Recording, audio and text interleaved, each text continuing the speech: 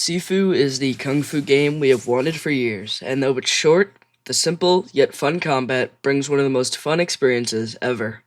Sifu released in 2022, and I admittedly only watched as other content creators hopped on one of the best indie games ever released. Sifu puts unique systems into old tropes into a perfectly illustrated and beautiful combo. Speaking of combat, Sifu is home to one of the most brilliant combat systems ever, and for a new studio of devs, it's impressive the level that Sifu goes to. Though similar to Sekiro, the camera can betray you at times. The combat and general gameplay flows perfectly and satisfies that need for smooth and seamless gameplay. From seamless level changes to phenomenal scenes, Sifu captures every moment of its combat in one fluent motion. From kick to kick and enemy to enemy, Sifu is a masterclass in seamless combat. But this seamlessness comes not at the cost of the game, but at the cost of your sanity. The game does not or does have currently have difficulty options, which were added later in development. I assume this was to add replayability of some sort, but it pulls no punches. The game obviously is limited to very few buttons, but your best friend are the X, left bumper, and Y buttons. And when your focus builds up, the left trigger to hit a slow motion unblockable attack that can be the difference in a fight.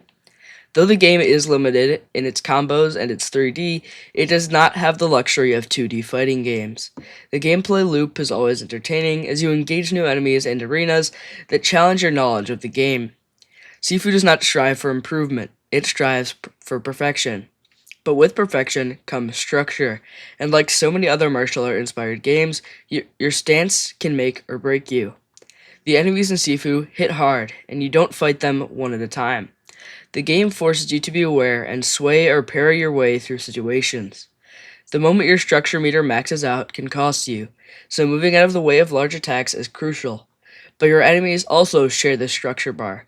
By parrying and timing hits and sweeps, you can push their meter to the max and finish them off with a beautifully animated finishing move that uses your weapon in hand and environment. But this is not easy, as enemies and bosses alike have flurries of attacks that require precise parrying and dodging to survive. Sifu has no problem punishing you. It is completely up to you if you survive the beautifully designed world of Sifu. Sifu uses all of these mechanics to a T and adds onto it with a great art style that flows with the combat. Sifu is not afraid to change your environment with every new level, introducing new camera angles and environments that change the way you fight. But Sifu, like all combat games, has death, and it handles it in a unique way. Every time you die in Sifu, you can choose to resurrect right where you died, or to end your run and restart. But reviving has a cost. Every time you revive, it adds to your death counter, which adds to your total age. The older you get, the more frail your body gets, but you gain more skills and combos, allowing you to survive more situations, but at a higher cost if you falter. You can continue to age until you hit your 70s when you inevitably keel over from being too geriatric to continue fighting. Even though you are able to gain skills as you die and age, Sifu gives you everything you need to beat the game out of the gate. Age is a punishment and a gift, and the skills you gain can carry you to the end. But as you inevitably die and replay the levels, the game wants you to pursue perfection by utilizing your base skills to beat the game in its truest form. Sifu demands perfection, and the only way you can bypass it is through death.